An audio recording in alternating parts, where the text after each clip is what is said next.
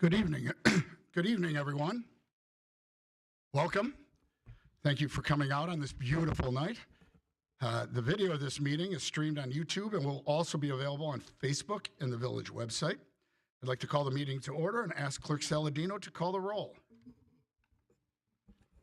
Trustee Augustine. Here. Trustee Gale. Here. Trustee McGee. Here. Trustee O'Brien. Here. Trustee Peterson. Here. Trustee Thompson. Here. President Kukler. Here. And we have everybody with us tonight. I appreciate it. Thank you for coming out. At this time, I'd ask Clerk Saladino to lead us in the Pledge of Allegiance. Please stand. To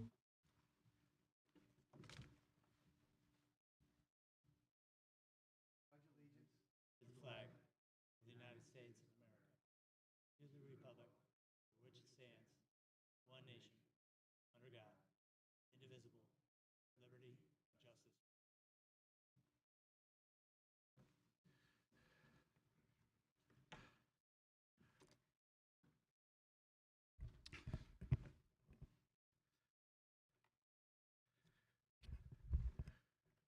Today, we're going to start with a proclamation, and it's very well timed. It's a proclamation recognizing International Firefighters Day, Public Service Recognition Week, National Police Week, and National Public Works Week. The Village is fortunate to have a dedicated and skilled individuals providing a variety of services to the community and to each Village department. In recognition of the contributions of our employees and their dedication to the community, it's my pleasure to read the following proclamation. Whereas public servants at all levels of government, including firefighters, police officers, public work professionals, and other dedicated employees, provide essential services that uphold health, safety, and prosperity of our community. And whereas Public Service Recognition Week honors the individuals who serve our nation as federal, state, county, and local government employees. And whereas International Firefighters Day recognizes and honors the sacrifices made by firefighters across the globe and celebrates their continued dedication to protecting lives and property. And whereas the National Police Week pays special tribute to law enforcement officers who have lost their lives in the line of duty and honors all those who serve with courage and integrity. And whereas the National Public Works Week highlights the vital role public works professionals play in maintaining the infrastructure and services that support our daily lives, including roads, water systems, sanitation, and public facilities. And whereas the collective contributions of these individuals demonstrate an unwavering commitment to the community, excellence in service, and a deep sense of responsibility that strengthens our village every day. Now, therefore, be it resolved that the Village of LaGrange does hereby proclaim the following in the Village of LaGrange. May 4th, 2025 as International Firefighters Day. May 4th through the 10th of 2025 as Public Service Recognition Week. May 11th through the 17th as National Police Week. May 18th through the 24th as National Public Works Week. And we encourage all citizens to recognize and express appreciation for the dedicated public servants who tirelessly work to keep our community safe, strong, and thriving. Thank you to everybody. Maybe a round of applause for all our public servants.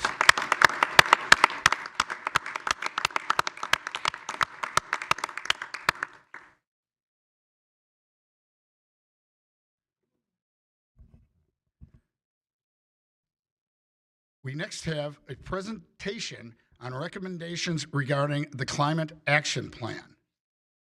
And we are going to be joined by at least a couple, maybe just two or three are we expecting tonight? Okay. We appreciate you, Chairwoman Nassif and Commissioner Leva, for coming out tonight. I know that you're going to speak on behalf of the Environmental Quality Commission, and we appreciate all the hard work that the commission has done in the past year, and we really look forward to hearing some of your suggestions, ideas, and thoughts. Thank you very much. As mentioned, I'm Rose Nassif. I chair the Environmental Commission, the EQC, and this is Commissioner Leva. So thank you for having us. The EQC was here in April of last year to present information about the Climate Action Plan for the Chicago region. The plan was developed by the Metropolitan Mayor's Caucus to establish regional goals to reduce greenhouse gas emissions and adapt to climate change. On June 10th, 2024, the Village Board approved a resolution endorsing the Regional Climate Action Plan and invited the EQC to suggest strategies for accomplishing the goals of the plan. And that's why we're here today. We're following up after our presentation last year. Before we get into the recommendations, I'd like to review some of the recent environmental commitments the village has made. The Greenest Region Compact, the board adopted a resolution in 2018. It outlines goals that guide municipal action, support elected officials in your role as environmental leaders, and foster collaboration between communities. Soul Smart is a national program that helps municipalities become solar energy leaders, and the program provides free technical assistance to expand solar energy and recognizes communities that have made these commitments. Grange first achieved bronze and then silver designation, and hopefully we can continue to remove barriers for solar installations. The Tree City USA, 40 years, we are on a great roll, and I know that the commissioners are always really impressed with how well the village cares for the parkway trees. The Mayor's Monarch Pledge encourages the planting of native milkweeds and nectar-producing plants in the village. And finally, the endorsement last year of the Climate Action Plan for the Chicago region. So I just want to review the plan a little bit more because it's been a year since we've been here. Climate change poses an urgent threat to local governments, the economy, community safety, and individual well-being.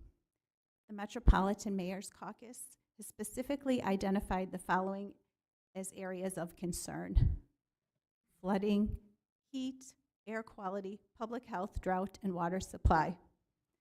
The issues that affect the climate, such as transportation, they cross municipal boundaries. So they require more resources than individual communities have on their own.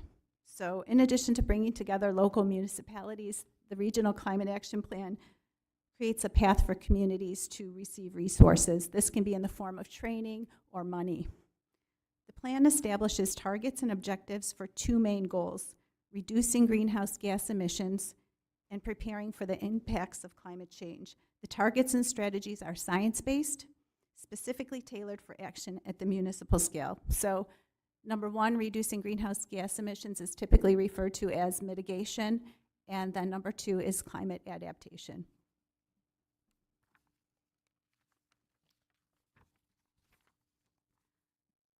The Regional Climate Action Plan specifically states that to address the root causes of climate change, which is the increased concentration of greenhouse gases in the atmosphere due to the burning of fossil fuels, municipalities in the Chicago region must aggressively pursue the goals.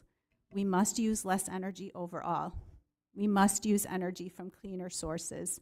We must remove greenhouse gases from the atmosphere. This process of eliminating fossil fuels is commonly called decarbonization, and it is mentioned throughout the Climate Action Plan. The climate mitigation solutions offered in the plan span a wide range from actions that are relatively simple and affordable, like making buildings more energy efficient, to actions that are complex, like creating district energy systems. The EQC recommends the Village of Grange take action using the three key strategies laid out in the plan. They call them levers. So first, show leadership at the municipal level by demonstrating low carbon approaches within its own operation. Second, create environmentally impactful policies like streamlining solar codes and processes that accelerate the transition to clean energy. And third, encourage community members to get involved and reduce their own emissions. And this can look like creating bike paths or other infrastructure to encourage people to walk or bike rather than drive, or it could be done through community education. So leading and acting and encouraging are ways that the village can accomplish goals. So the EQC spent the last year reviewing the Climate Action Plan, which the board endorsed last June, and these are our proposed recommendations for the village. The strategies were chosen based on discussions with village staff and include resiliency as well as mitigation goals. They provide a variety of options from the subject matter addressed to the level of resources required to achieve an objective. The EQC did not include goals that are too detailed or difficult to accomplish. We aim to ensure successful early achievements. Additional complex targets can be considered once we have more resident buy-in for meeting our sustainability targets for the regional climate goals. So in year one, we recommend the village focus on early action and engagement. And at this time, I'm going to turn it over to Commissioner Leva to get into the recommendations.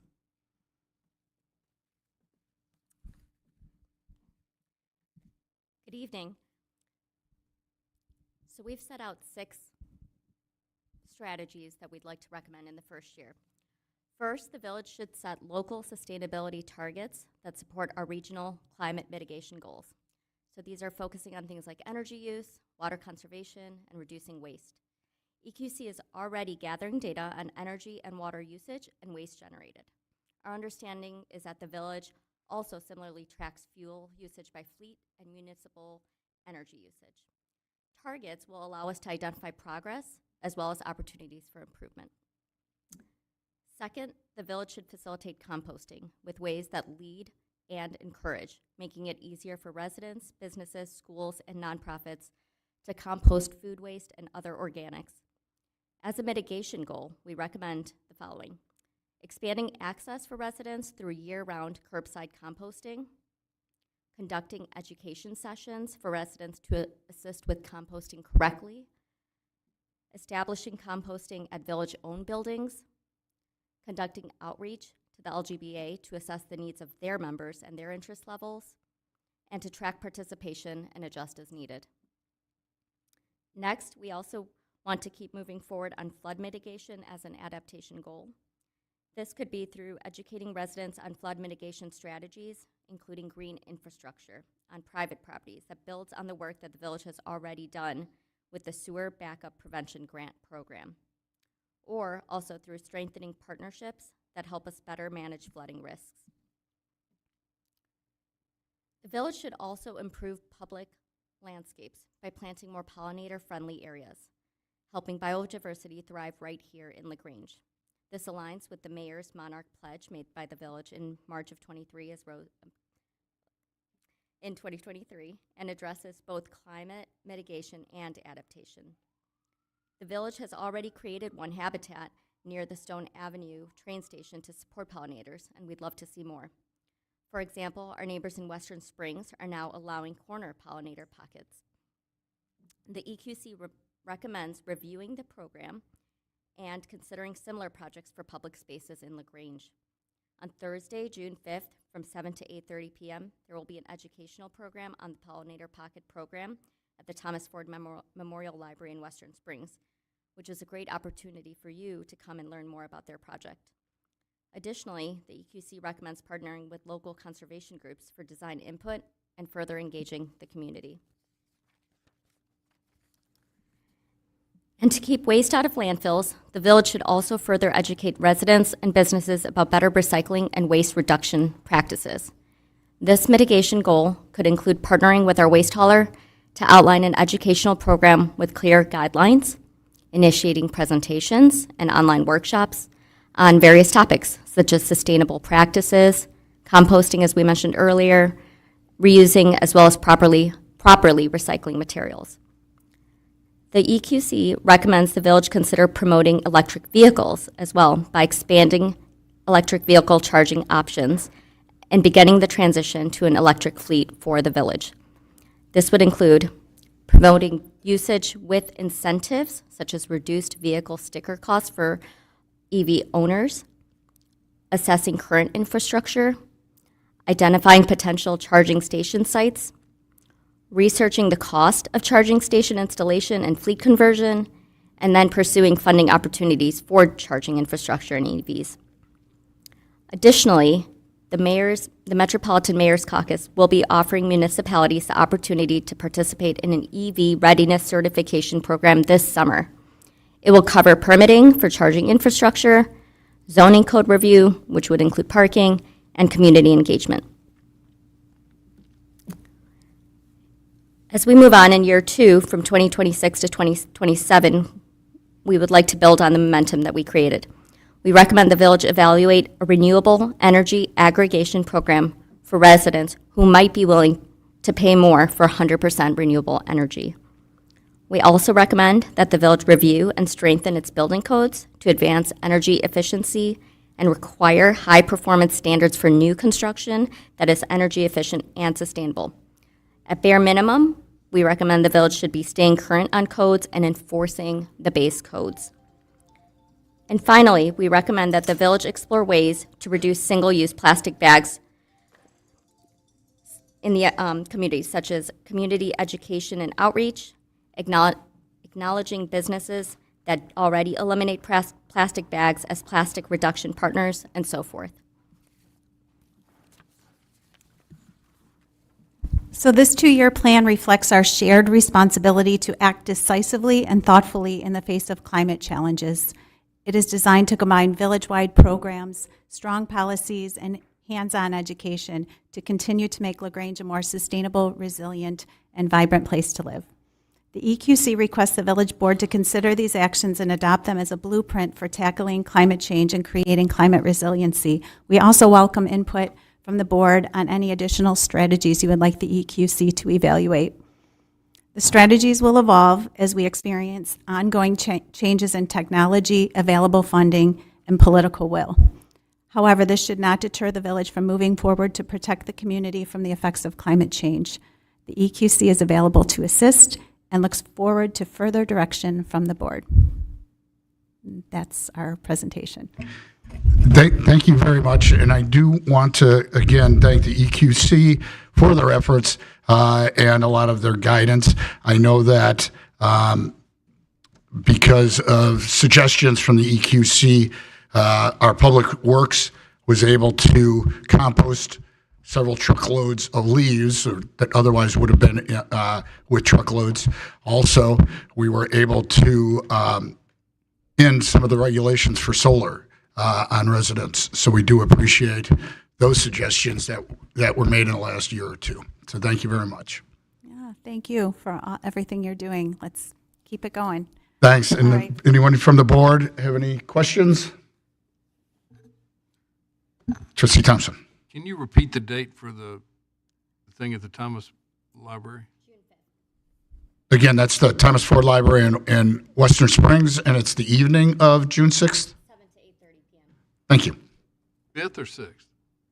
Oh, I'm sorry. Thursday, June 5th? June 5th. You said I said 6. I kept hearing 6. So I appreciate you correcting me. It's June 5th, 5. We will send you the information, and please reach out if you have questions about anything in that whole presentation. Thank you.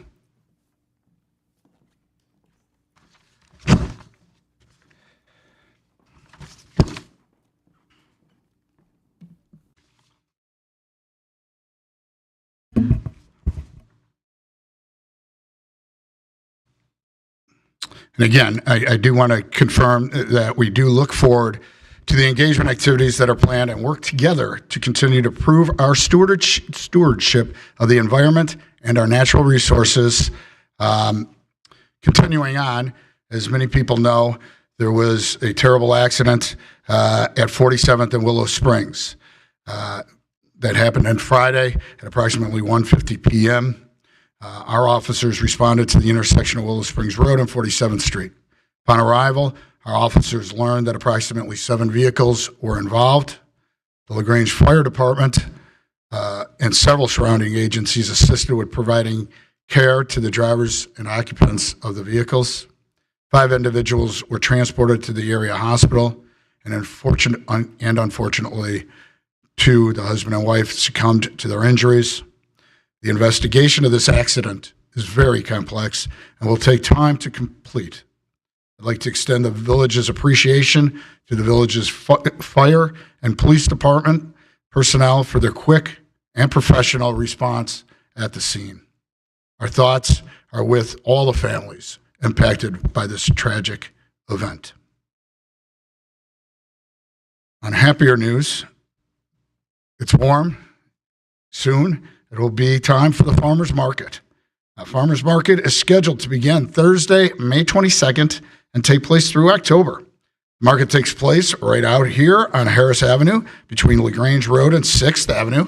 It's again Thursday mornings from 7 a.m. to 1 p.m. The market has expanded and includes more fun farmers and specialty food artisans. I look forward to the market starting every year, and we invite you to join the hundreds of local residents, visitors, and chefs who shop weekly for fresh menu ingredients at the market. We hope to see you out at the market this season and encourage you to find more information on the farmers market available in the LGBA's website. Continuing with our commitment to the environment, last Tuesday, April 22nd, was the 55th anniversary of the first Earth Day, which is considered the birth of the modern environmental movement. There are many ways to continue efforts to care for the planet and Grange beyond Earth Day, and we encourage you to visit the village's website for some helpful actions that were developed by the village's Environmental Quality Commission and that you heard tonight. Arbor Day, always one of the most enjoyable days for me. I want to thank the wonderful folks at St. Cletus, their garden club led by Tom and Mary, who are doing a great job implementing Father Elmer's garden plan, as well as the LaGrange Garden Club, which does a wonderful job not only on Arbor Day, but throughout the spring, summer, and fall. They really are responsible for taking care of our planters and a lot of other gardening in the village. They do a wonderful job, and I know they are always looking for new members. So please feel free to reach out to me, and I'll put you in touch with the Garden Club if you're interested in joining. Again, we did the Arbor Day. We planted a bur oak, which we learned is a slow-growing tree, so it will take some time, but eventually we'll get to be 100 feet tall. We were joined by some of the school children at St. Cletus. It was their Easter break, so we didn't have as big a crowd as always, but the ones that were there were mighty. They were happy to grab a shovel and help bury the tree root so that it will grow very strong. So again, we want to thank St. Cletus for participating. It was a great day to be a Cardinal, and it was a lot of fun. And I do want to thank the LaGrange Garden Club for supplying the tree. That's wonderful. Looking ahead to May, we're only going to have one meeting. That'll be the second Monday in May. That's May 12th. The fourth Monday falls on Memorial Day, and we will be closed. So I hope everybody can come out on May 12th and share their concerns or ideas. So thank you for that. And Manager Knight, do you have a manager's report? I do. Thank you, President Kukler, and good evening, everyone. First off, we'd like to reiterate our gratitude to the police and fire departments for the response to the accident on Friday, and of course, our sympathies to the families that were involved. With few days remaining in the fiscal year, I'd like to thank all of our staff for the excellent work that was accomplished over the past fiscal year. There's much to look forward to in the coming year, which includes beginning our work with a financial consultant to identify the best means to finance the village's infrastructure capital plan. Our work ahead also includes leveraging technology to enhance service delivery, enhance communication efforts, adopting a new village code, advancing parking management practices, and continued efforts in public safety initiatives, to name a few. As we embark upon this new chapter in the village, I'd like to thank and acknowledge the village's management team and the rest of our excellent staff for their dedication and contributions towards the village's ongoing success. President Kukler, that concludes my report. Thank you, Village Manager Knight. Village Clerk Saladino, I'd like to request that you read the items on the consent agenda followed by those appearing under current business. Matters on the consent agenda will be considered by a single motion and vote because they already have been considered fully by the board at a previous meeting or have been determined to be of routine nature. Any member of the Board of Trustees may request that an item be moved from the consent agenda to current business for separate consideration. Item A, an ordinance approving a final plat of consolidation for 811 through 901 West Hillgrove Avenue. Item B, an ordinance granting a design review permit for 15 South LaGrange Road. Item C, minutes of the Village Board Special Meeting Budget Workshop, March 8th, 2025. Item D, April 28th, 2025 Consolidated Voucher. Current business. This agenda item includes consideration of matters being presented to the Board of Trustees for action. Item A, an ordinance amending the village fee schedule incorporating water and sewer rate increases. And that is it. Thank you, Clerk Saladino. Next up is the opportunity for any individual to come to the podium and speak on matters on tonight's agenda. So I'd ask that you please come up.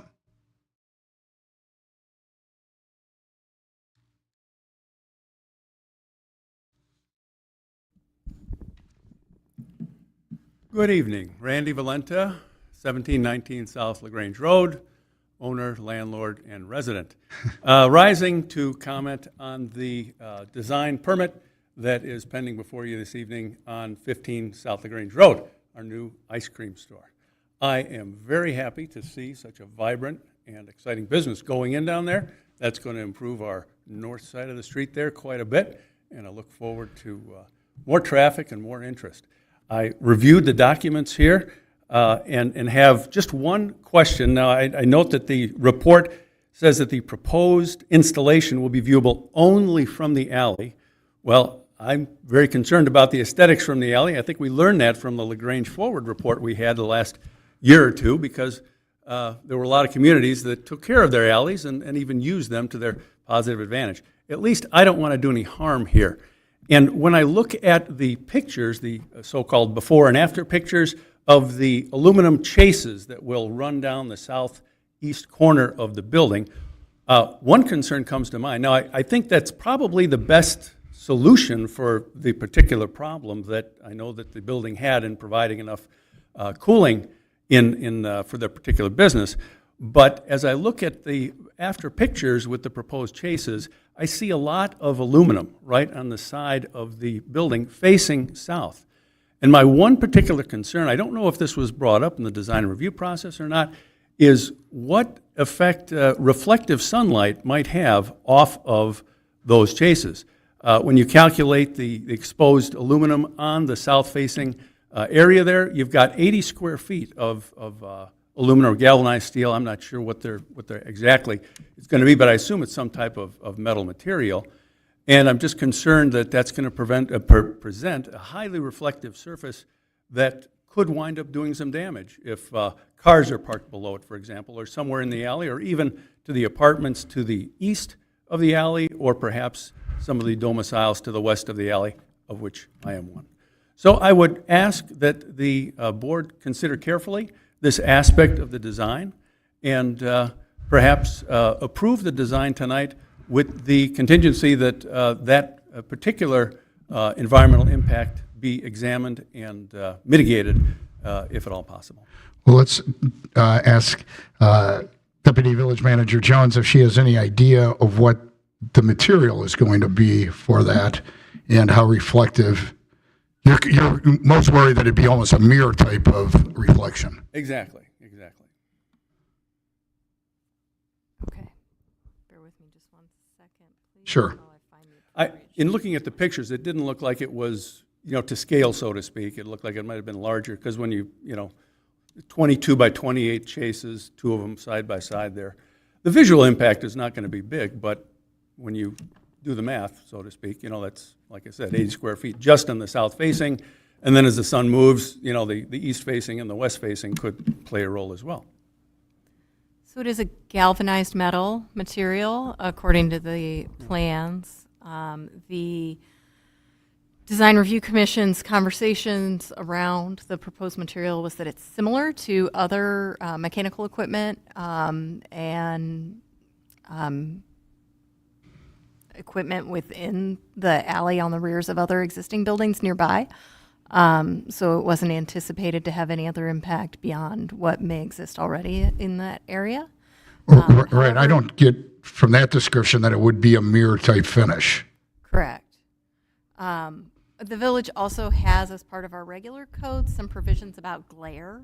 So if for some reason this material were resulting in some glare, we would have other codes to rely on to require them to do some mitigation to address that issue. Okay, good. I certainly agree that galvanized is not necessarily a mirror finish, but it is a shiny steel reflective type of surface that could reflect beyond. And if there was some coating available, or if they do present a problem with some type of a glare ordinance, then perhaps that can be initiated or put into effect. Yeah, I think if there's a problem, we can get that corrected. So, thank you, Randy.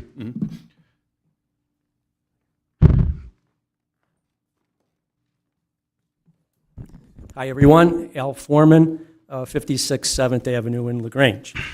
I have comments tonight on item A, which is the proposed water and sewer rate increases. And I would first start by acknowledging Mr. Davenport and your whole organization on all the fine work you do to make sure that our water and sewer system works flawlessly. I appreciate that. And also want to make sure you know I appreciate that. And I hope I don't say or do anything tonight which will result in my water being shut off. I assure you it won't. All right. So I would start by saying tonight I'm advocating for over 4,000 users and bill recipients of the water system. And I'm basically here to say pause and consider more feedback. The first thing I'd point out is, or recommend, is I would ask the village to try to be a little bit more transparent on publishing the rates. No matter what rate you decide on today or tomorrow, I don't think I was able, I know I was unable to, or maybe I just couldn't find, the rates published on the village website. And I also did a little research here, triggered by the agenda item. I've looked back at my own personal bills, and of course, the usage is on the bills, and the total price is on the bills, but the rate is not on the bills. So unless you do your own math, you can't figure that out. And just as a fun fact, I've looked at the last 2 years' worth of bills, and there's been 3 rate increases over that time. Cumulative effect of it is 16%, and I don't ever recall seeing any disclosure of that. And you know, even a couple of sentences on the info block on your bill, something that would say your rate has been raised so much, and here's why. So that's a recommendation, again, no matter what you decide on. I'm suggesting there's room for improvement and transparency on that topic. Now, it appears to me that at this point we're on a path to raise water rates in a 2-step process. An amount that's proposed tonight, plus another item to be looked at the next meeting. And you know, my view is I don't think the rates should be increased at all, and I'll try to articulate why. Essentially, what I'm questioning on the proposed increases boils down to 3 focus areas. And the first focus area is, how does the village consider the Baxter and Woodman consulting project from 2022? So how is what we're doing now correlating with that study, which is 3 years old? The second point, and this is a math exercise, is how does the village administer pass-through charges? I've got some questions about that. And then the third point is, how does what we're doing now dovetail with the fiscal 26 plan, which was just approved last week? So if you bear with me for a few moments, those 3 threads I want to address. And if I'm going too fast or taking too much time, please tell me. I'm sorry? I can tell you, Al, we're supposed to limit to 3 minutes, so Yeah, you're I've always broken going that to be rule. pushing going too long. Okay, But I did. Okay, so I did share in advance with you. I tried to You did. courteously share that in advance. So if you could fast forward and tell me, well, as a result of our current reflection, we're not going to approve something tonight, then I'll yield the mic. But if I need to plead my case, I'll do that. I don't know what the individual trustees are going to vote tonight, but I would assume, or you should assume, that they're going to vote in favor and say what you want. Okay, thank you. Okay, so here's the quick points. First, thank you, Mr. Knight, for sharing with me the actual study from 3 years ago. So I haven't had time to look at that, but my comments here were based on reviewing the video from the board meeting 3 years ago. And there's two threads that came out of that discussion by the consultants. One was the study assumed that McCook's water charges would increase 2.5% per year. So it's already baked in. And the second is they set a target for an operational reserve that's expressed as a percentage of the subsequent year's expenses. And they said that range should be anywhere from 25 to 50%. That could vary. So those 2 points kind of continue on throughout my discussion here. So I first want to talk about the pass-through charges. So my question is, it might be a legal one, does the village have a documented process to flow through pass-through charges? Is there an ordinance? We definitely don't have an ordinance. We do, and I'm speaking off the top of my head, we have at least a working policy that we want to, for the most part, pass through the charges. So if McCook raises their rate on an annual basis, we should be raising ours to match that. In the past, we would sometimes not raise our rate, but then after a couple of years have to make a larger raise because we didn't for a couple of years. Our consultant said, you're better off passing through the costs. Okay. All right. So as you know, I'm a numbers geek, and there's very precise language here. Difference between cost and price. Yeah, I understand the difference. Let me tell you what happened last year, and let me tell you why I have some heartburn over that. So last year, McCook raised their rates 3.3%, and we raised our water bill 3.3%. The issue I have with that is the H2O charges, the water charges, are only half of your cost structure. Correct. So I think it's inaccurate, or it's more of a pass-through.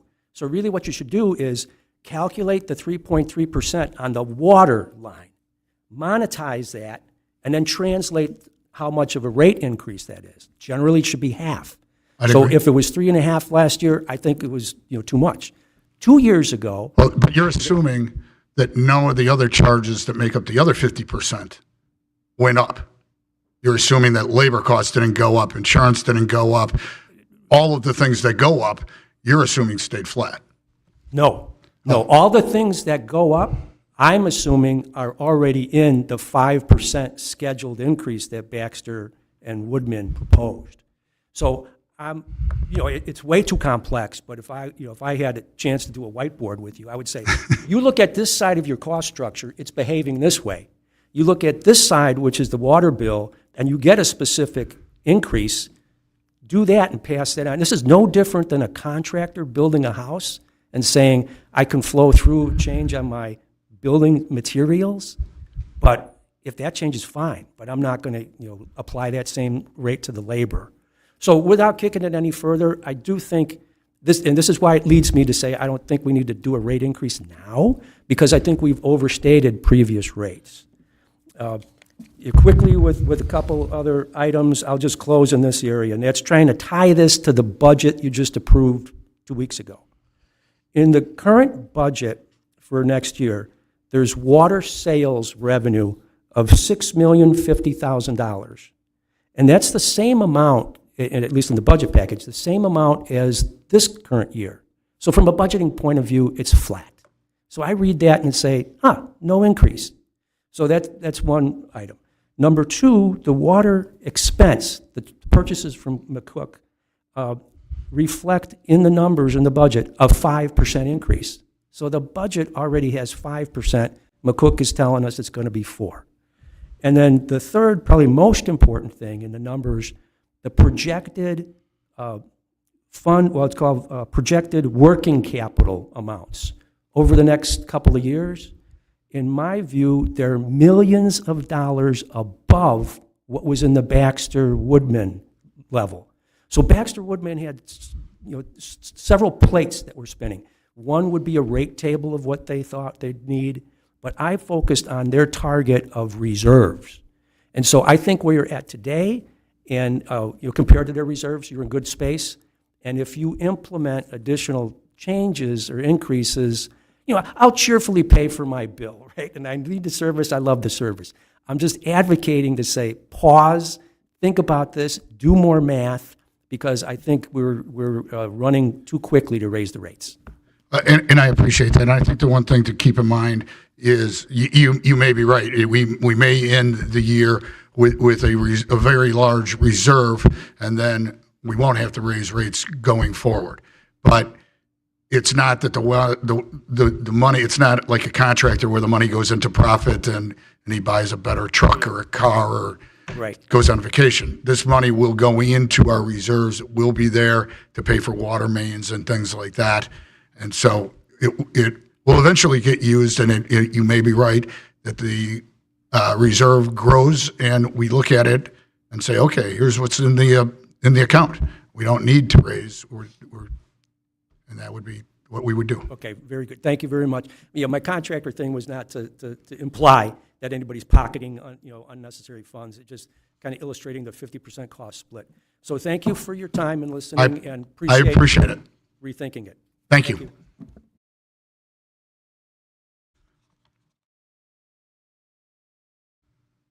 Anyone else?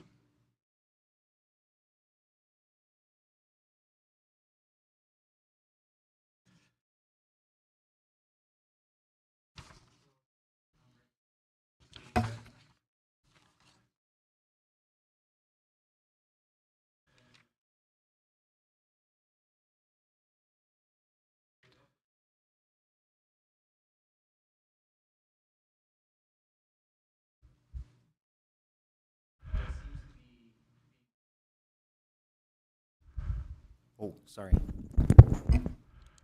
Did you hear everything? Yes. Okay. And it's not so much for us as also for the people at home, because it's being broadcast.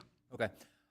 It seems to be being pushed through. The parking issue has been discussed. Heard people talk about the parking issue. Also, the sewer issue. You're in an area that's already got flooding. Now you're going to add 31 units, I understand, with a kitchen and at least one bathroom in each one of those units, in place of, what do you have, maybe a couple of kitchens and a handful of bathrooms in the 3 buildings that are there now. Has there been a plan as to how we're going to take in that extra sewage and usage versus what we're doing now? The other thing I'd like to take into account is the parking. We've talked, like I said, we've talked about it, but I understand there are less parking spaces than there are units in the building. And do we really think those people are all going to commute and not have a car in the suburbs?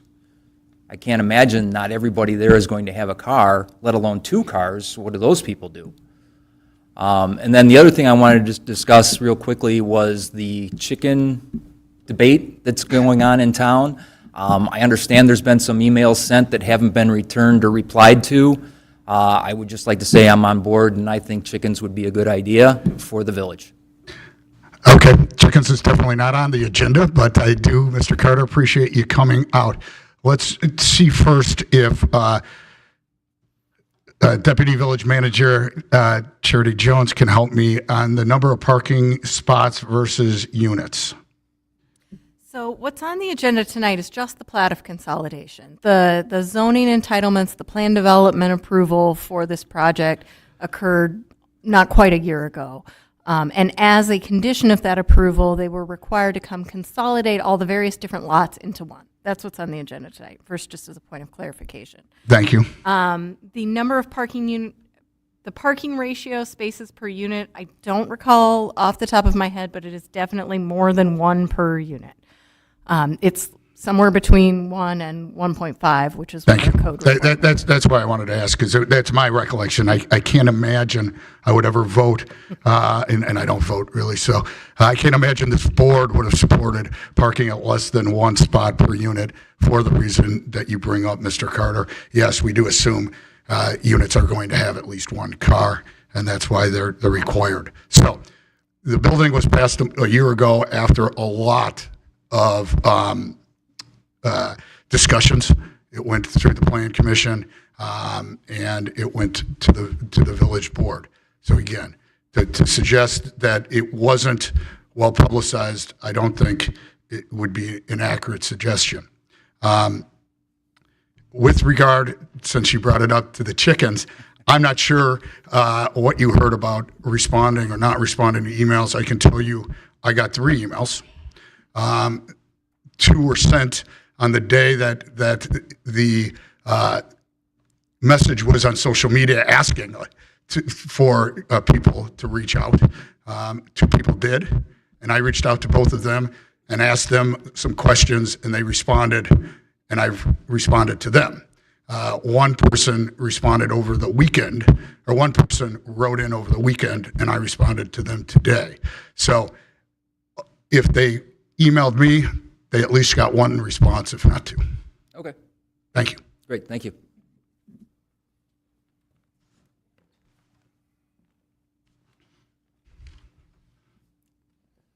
My name's John Pluto. I live at 718 East Avenue. First thing I want to say is, Mark, I made a mistake last week. The sign was there. I'm Thank sorry. you. And you're talking about the speed limit sign on Yeah. 49th Street. Yeah.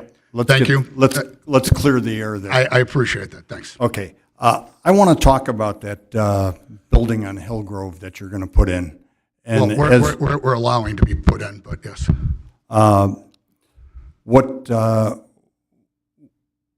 What I'm looking at here is the Burke Engineering drawings of the depressions on the North Basin.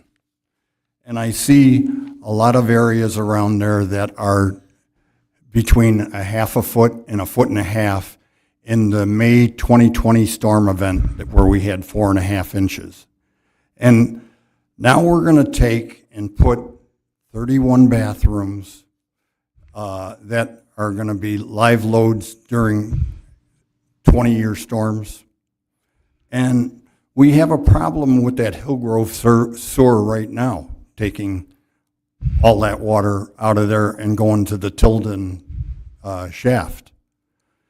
And we know that those restrictors aren't coming out of the deep tunnel shafts until 2030. Are we jumping the gun and going to overload the infrastructure of that part of town and cause other people possibly to flood that are right in the immediate area there? That's my house, but yes. Yeah, but you know what I'm saying. Now The areas, a half block from on my corner, 1 house over. Because they're showing between a foot and a foot and a half. Is that a Park and Bell? A lot of those intersections. Yeah. And we know the problem isn't going to get fixed until 2030, and the Well, sanitary district can't even guarantee I don't want that. to argue with you, Mr. Pluto, but I will correct you and just say the only thing that's happening in 2029 with regard to the restrictor has to do with the Maple Avenue sewer.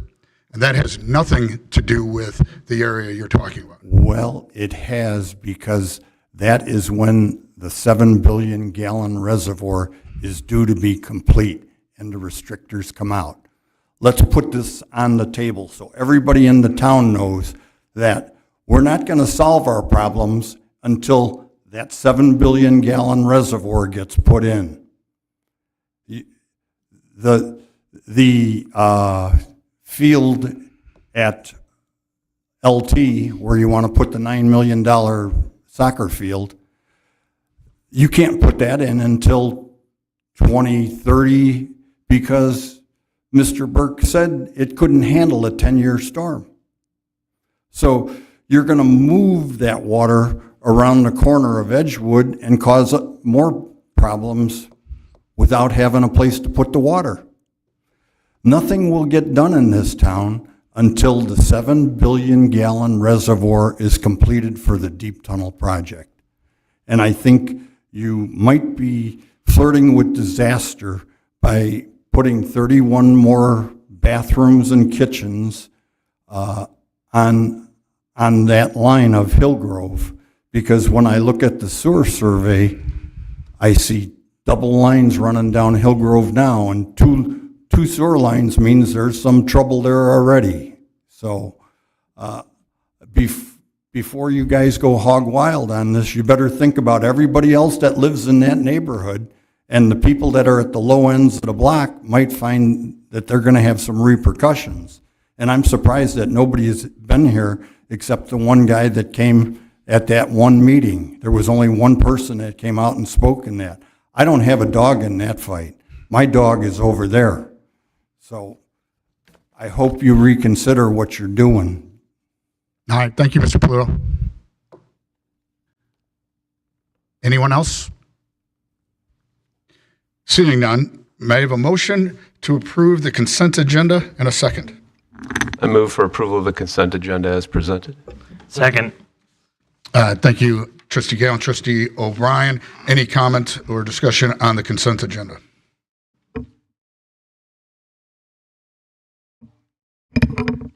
Thank you, President Kugler. Just as usual, as previously stated, I recuse myself from any voting on any issues related to the village prosecutor. Thank you. Seeing no other comments, Clerk Saladino, please call a roll call vote. Trustee Thompson. Aye. Trustee Peterson. Aye. Trustee McGee. Trustee Augustine. Aye. Trustee O'Brien. Aye. Trustee Gale. Aye. And that passes unanimously. Moving on to current business. First is item A. Under current business is an ordinance amending the village fee schedule incorporating water and sewer rate increases. I'd ask Trustee Augustine to provide an overview of this item. Yes, I will. Thank you, President Kugler. And once again, thank you to members of the audience for reviewing what I'm about to present here tonight and what we've worked on for this meeting in regards to the water and sewer rate increases. We appreciate the comments and concerns. In July of 2022, Baxter and Woodman presented right here in this room a water systems needs assessment and water and sewer rate analysis for the village board. So it's two things, the water systems needs assessment and the water and sewer rate analysis. As part of the analysis, water and sewer rates were reviewed to determine how they may best support the operational and maintenance costs of water and sewer systems. Additionally, to fund future capital improvements, and that includes lead line replacement and efforts that we're working on for water mitigation. So it really is for more than just the water.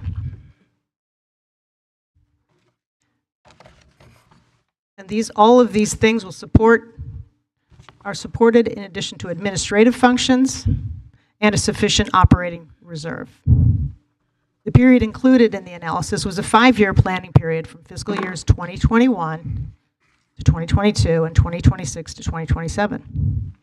Pursuant to the non-uniform rate increases directed by the village board, a 10% water and sewer increase was approved on April 24th, 2023 for fiscal year 2023-2024, and that went into place. Subsequently, the village received notice that the village of McCook would be raising water rates by 4.73% effective on June 1st, 2023. And in keeping with the village's pass-through policy, as we've explained, the village rate was increased to reflect the increase in the purchase of water, determined to be 2.25% at that time. And then, due to a personnel transition and oversight, led to the planned 5% water and sewer rate increase for fiscal year 24-25 failing to go into effect. But rather than roll the increase into the planned increase for fiscal year 2024-2025 for a total of a 10% increase, staff has instead recommended following the schedule and implementing just the 5% water sewer rate increase effective this May 15th, 2025. As McCook has provided notice that water supply rates will once again increase and to 4% this time, effective June 1st, 2025. An ordinance enacting the village's pass-through policy of this increase will now be presented at the May 12th, 2025 meeting. The proposed ordinance would increase village water and village sewer and water rates by 5% effective May 1st, 2025.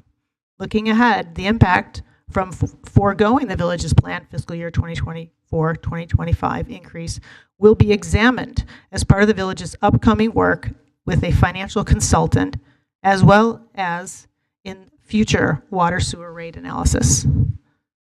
With our budget for 2024, based on 2024-2025 estimates, the proposed rate increase would generate approximately $383,740 in revenue.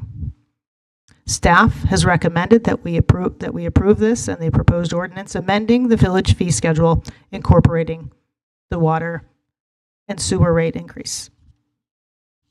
And I would support that we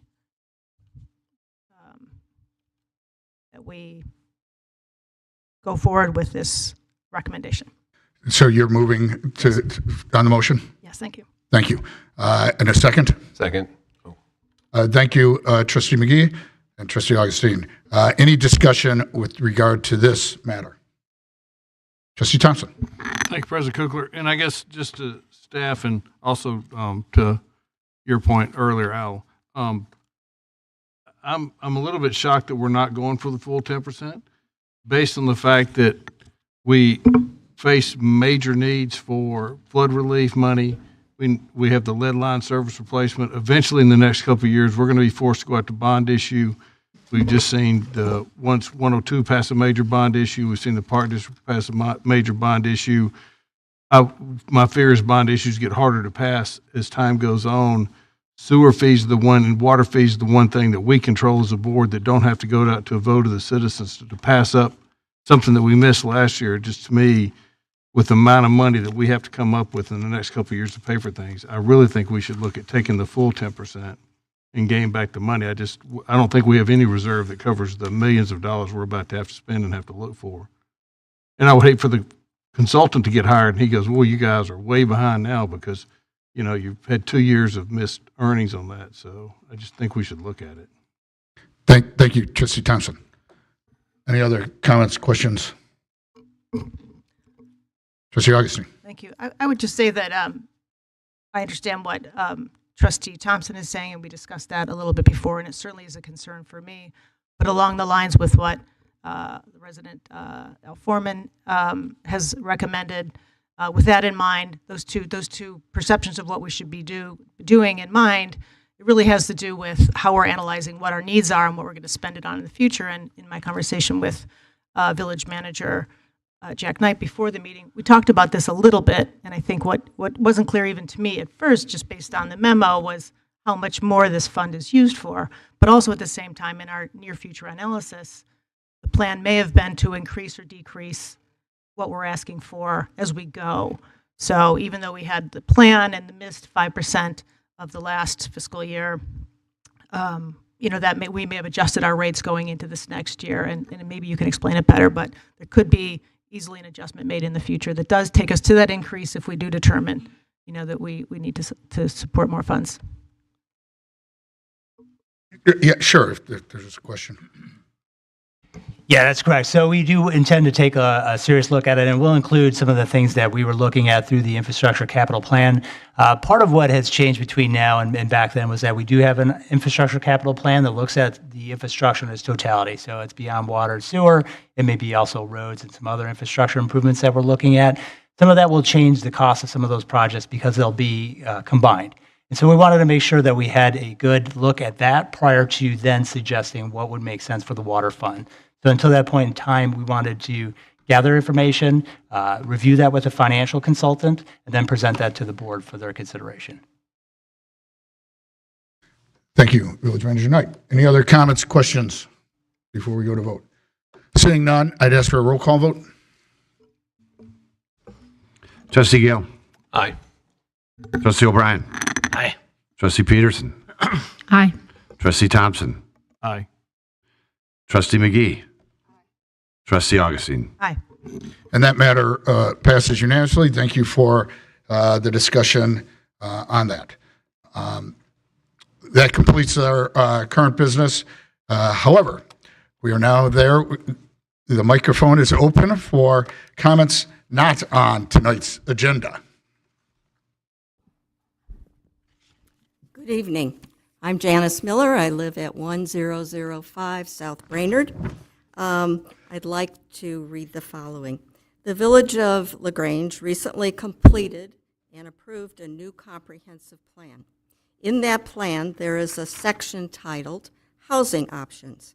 One of the strategies identified to support housing affordability in the village states the following, I quote, "The village should consider formulating a task force and/or conducting a housing needs assessment," close quote.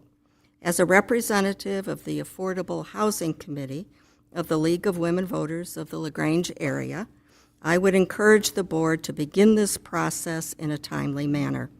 Many of us are aware that this country is facing an affordable housing crisis, and the Village of LaGrange is no exception. Thank you for your consideration. Thank you for coming out tonight.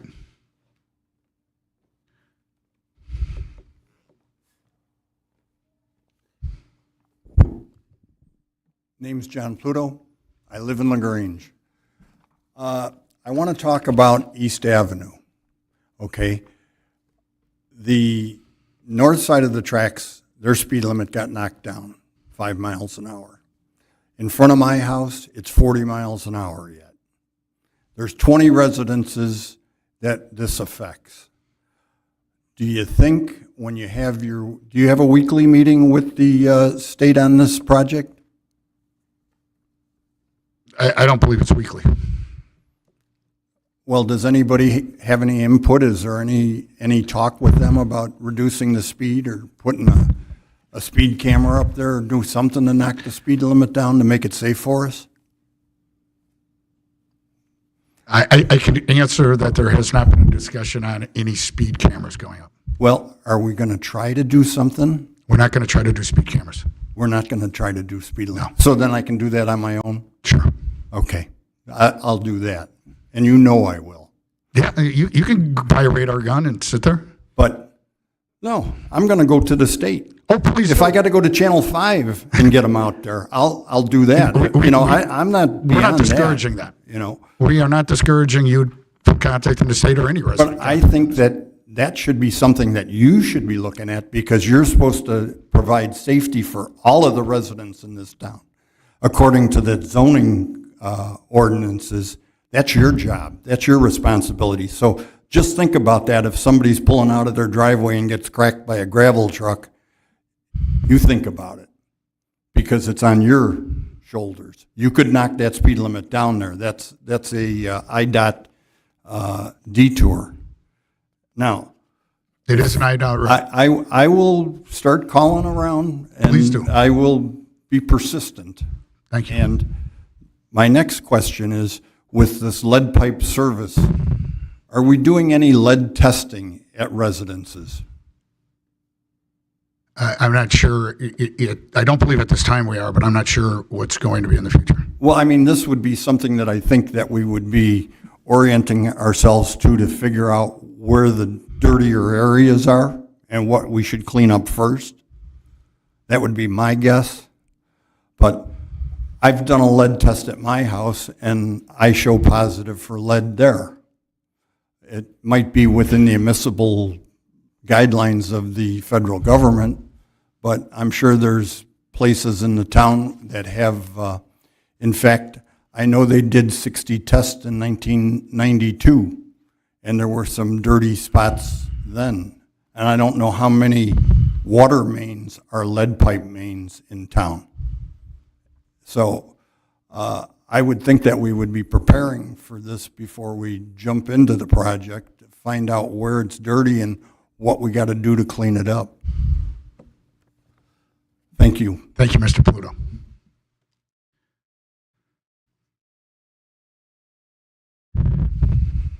Al Foreman, LaGrange resident, very quickly, again. I'm addressing next meeting's agenda, which will be increased round 2. Here's the simple homework assignment I would plead all of you to do. 2 minutes. Number 1, go to the budget package you just approved. Go to the page for the water fund and look at the multi-year projection of the fund reserves. And focus on 26-27. And there's a second page you need to look at, which is the year-to-year revenue numbers. When you look at the 2027 revenue numbers in the water fund, the math misses $4 million, which is the IPA loan that we anticipate that year.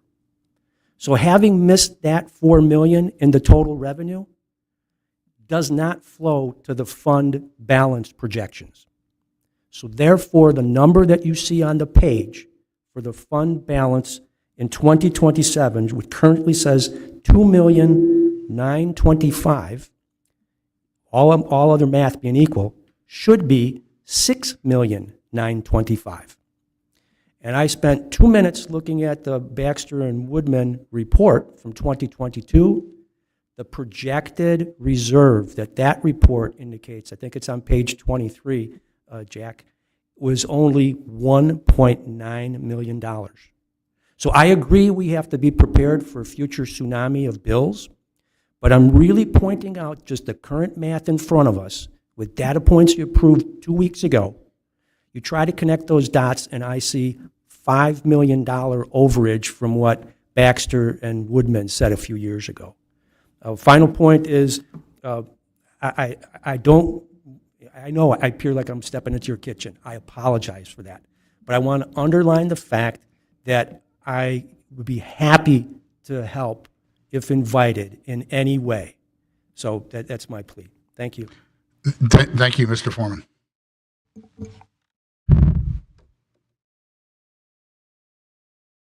Seeing no further, we have a comment from our attorney. You do. So just, I want to go back to a comment that was made about lead service lines. Yes. Just so it's clear for anybody watching, the lead that's in the service lines are owned by individual owners to their homes. They were installed decades ago when lead was commonly used. Anybody who's concerned that they may have a lead service line is free to change out the lead service line that serves their home. The village, has always been in favor of that, and we don't own the lead service lines. And to be clear, there is not lead water mains. It's the lead service lines owned by individual owners. And so I think there's a distinction that I think it's important to be known. And so again, if there's concerns about an individual's home, certainly you are free to change out your lead service line if you so choose.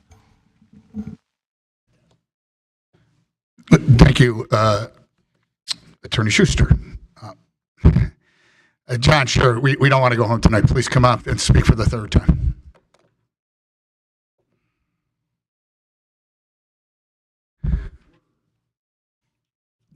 There were such things as lead main pipes. I'm not sure if they're in LaGrange. Are you sure of that? Again, I can tell you that Attorney Schuster was simply talking about the lead service lines. And what he said was that homeowners, if they're concerned about their lead service line, they can replace it. I know where my lead service line is. It's from the B-box to the cast iron main. That's what we have. That was put in 1961. But what about the old streets in town? From the original, we don't know. So that's why I say maybe we should be doing some tests to find out if there are problem areas. Because I know from 1992 there were about 7 or 8 houses that were blowing the Richter scale. And if you want, I can get you the article. Thank you, Mr. Pluto.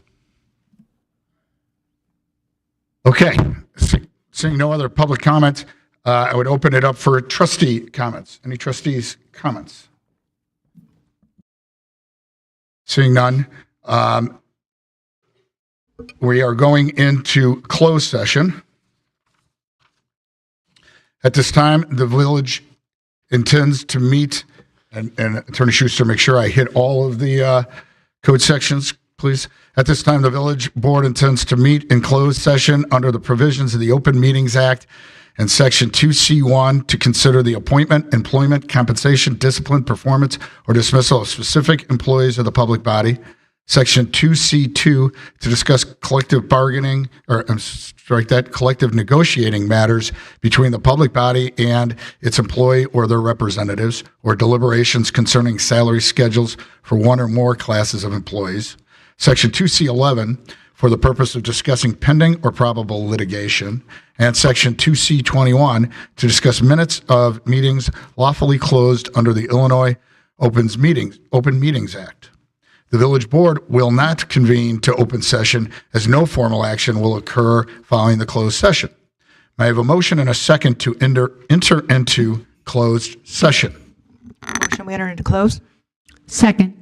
Thank you, Trustee Augustine and Trustee Peterson. And with that, I'd ask Clerk Saladino for a roll call vote. Trustee McGee. Trustee Thompson. Aye. Trustee O'Brien. Aye. Trustee Gale. Aye. Trustee Peterson. Aye. Trustee Augustine. Aye. And that passes unanimously. We are going to move downstairs for our closed session. We do appreciate everybody coming out tonight, and enjoy this beautiful weather while it lasts.